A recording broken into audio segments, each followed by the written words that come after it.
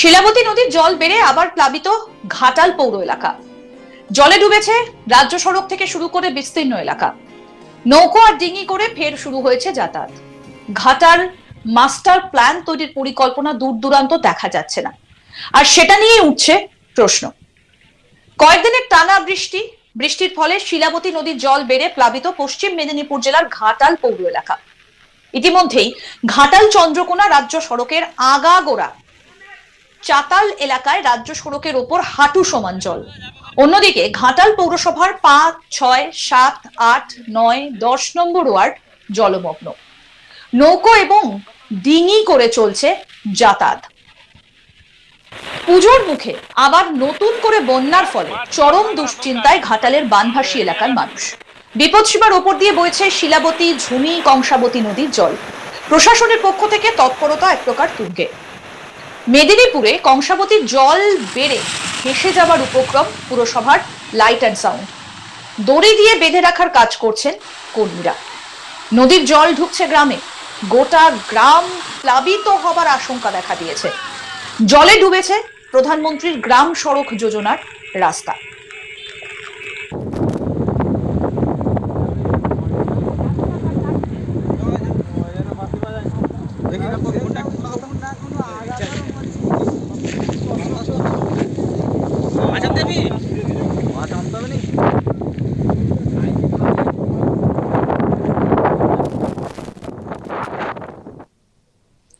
এক পুরসভা কর্মী কি বলছেন শুনবো।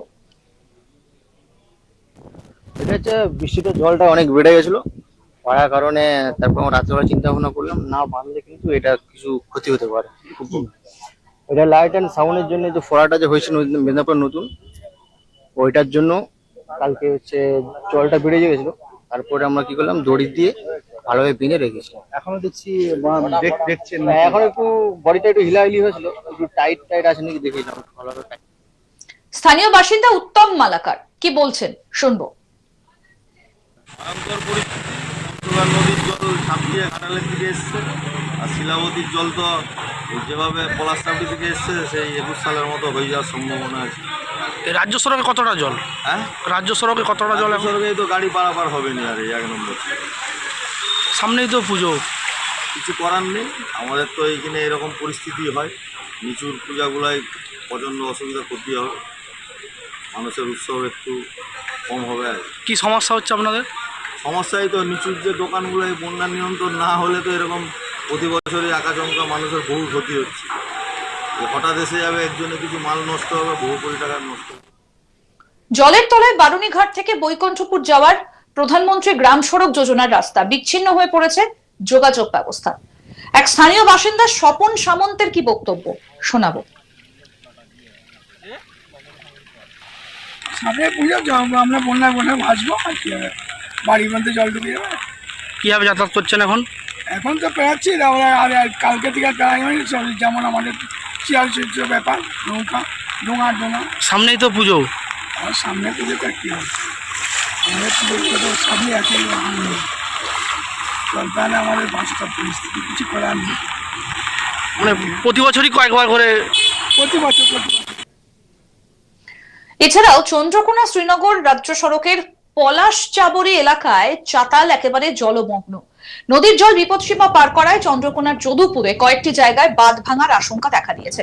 তেমনি চন্দ্রকোনার হীরাধরপুরেও বাঁধ ভাঙার আশঙ্কা করছেন গ্রামবাসীরা। ইতিমধ্যে বিঘার পর বিঘা কৃষি জমি জলের তলায়। গত ৪ দিন ধরে চলছে এক নাগারে বৃষ্টি। আবহাওয়ার পরিবর্তনের কোনো লক্ষণই দেখা যাচ্ছে না। আরো এক স্থানীয় বাসিন্দা স্বপন কি বলছেন শুনবো। পরিস্থিতি বলতে গতকাল রাত থেকে জল বেড়েই চলেছে। রাস্তাটা একটু কালকে ডুবেছিল, আজকে তো পুরোপুরি ডুবে গেছে।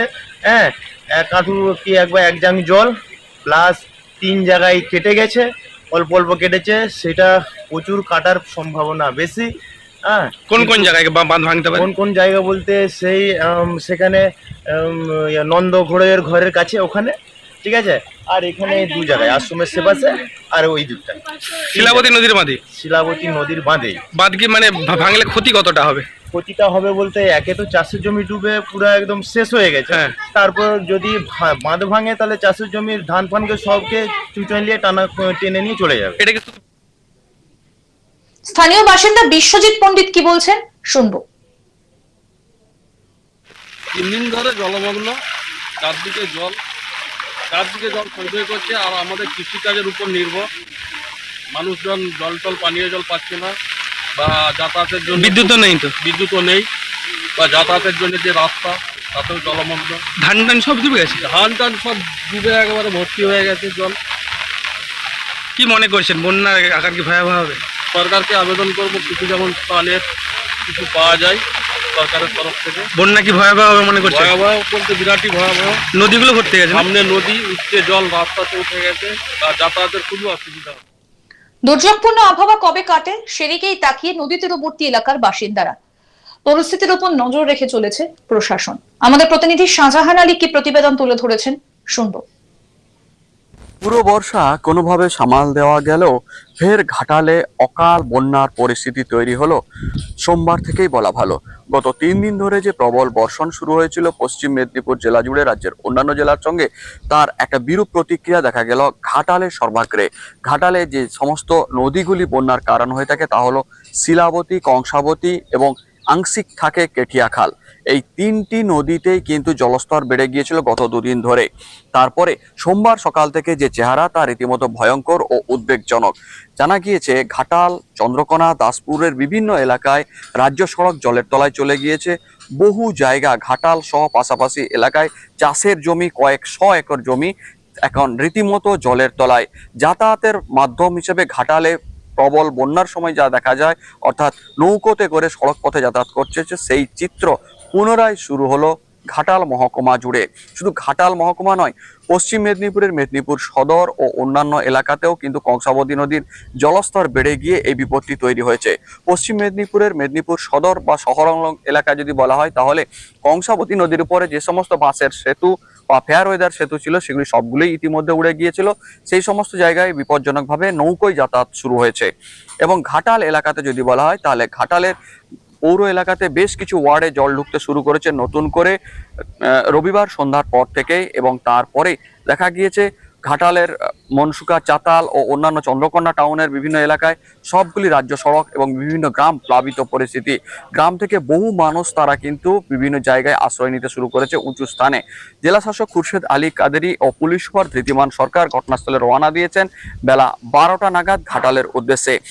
জেলা শাসক জানিয়েছেন ইতিমধ্যে প্রায় 400 মানুষকে সেখান থেকে উদ্ধার করে উঁচু স্থান বা নিরাপদ স্থানে, বা যেটাকে ত্রাণ শিবির বলা যায়, এমন জায়গাতে উদ্ধার করে।